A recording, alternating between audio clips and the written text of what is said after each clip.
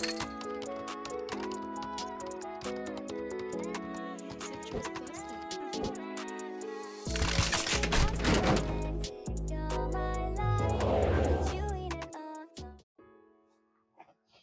皆さんどうも、カイリです。Hi guys, this is Kairi. Thank you so much for joining me. So first, let's get the code out of the way. You want to go down to your settings, you want to hit other, then redeem code, and you want to type in Etheria D100K, and then that should give you 10 summons. So let's move on to the video.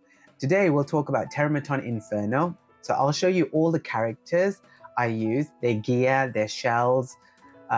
We'll talk about their role in the fight and of course the fight itself. As always, timestamps are down below, so let's get into it.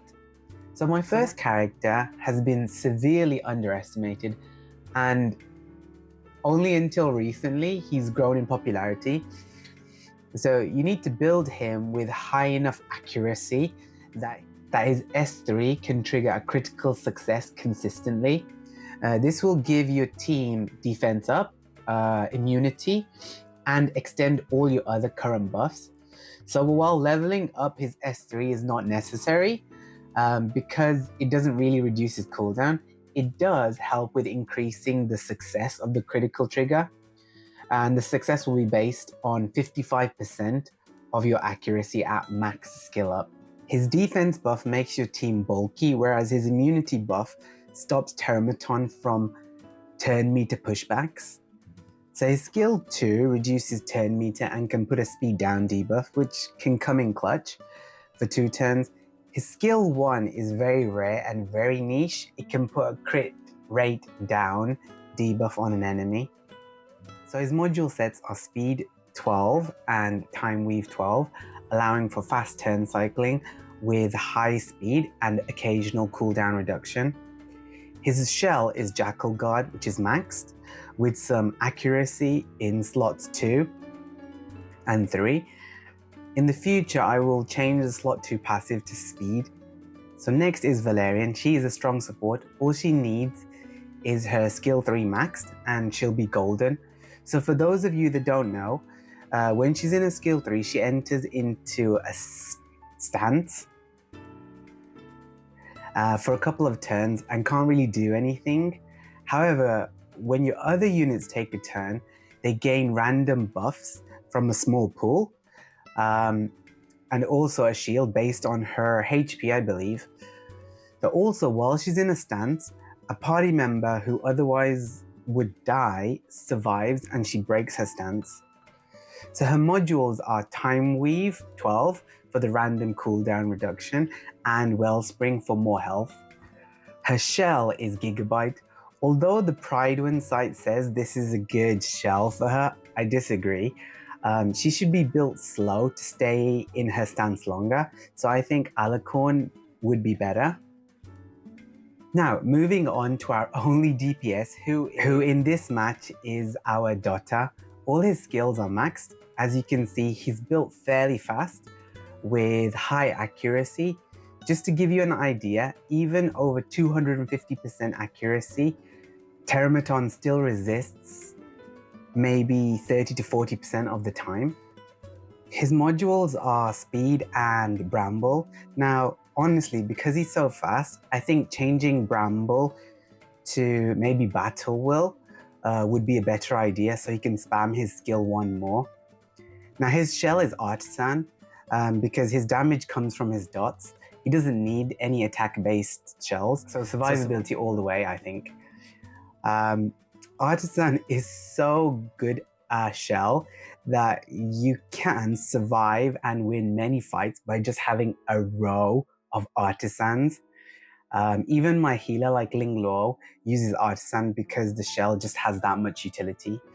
So moving on to Mia, she is a Swiss Army knife. She can shield with her S1, she can dispel with her S2, she can heal, reduce cooldown and extend buffs with her S3. So Terrormaton only has one instance of immunity at the beginning, unlike Aurora, who keeps cycling the immunity. So I'm not using her skill 2, which is the Dispel. Besides on auto, she will skill 3 first. So what I did instead was some speed tuning. So she goes after Kachi the God to extend defense up and immunity and any other buffs, for example, speed up from my Lily and the random buffs from Valerian. So based on the number of buffs, Mia can also use her Rainbow Blessing to reduce the damage that she receives. So her modules are Speed and Time Weave. I don't have enough resources to max her skill 3, but it is next on my priority list, as she'll be a staple for my Aurora team also. Currently, she has a max Jackal God, but I think an Artisan would be pretty good too once her skill 3 is maxed. So let's look at Lily. Now, she is my initial team-wide speed buffer. Then with the buff extending from Mia and Kachi, it just stays up throughout the entire match. She helps turn cycle my Fangus. Unfortunately, no one can do what Lily does, like her, as I mentioned in my other video. So some alternatives would be Doki Doki for the undispellable speed stacks and damage stacks. She also does some cooldown reduction and some turn meter pushing. Chiaki the Echo or Freya for turn meter manipulation.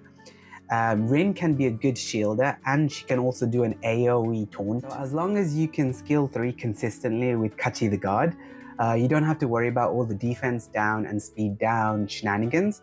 But just be mindful that the beast head on the right does cleanse a debuff from Terrormaton before putting on the defense buff. Anywho, let's get into the match and I'll see you at the end.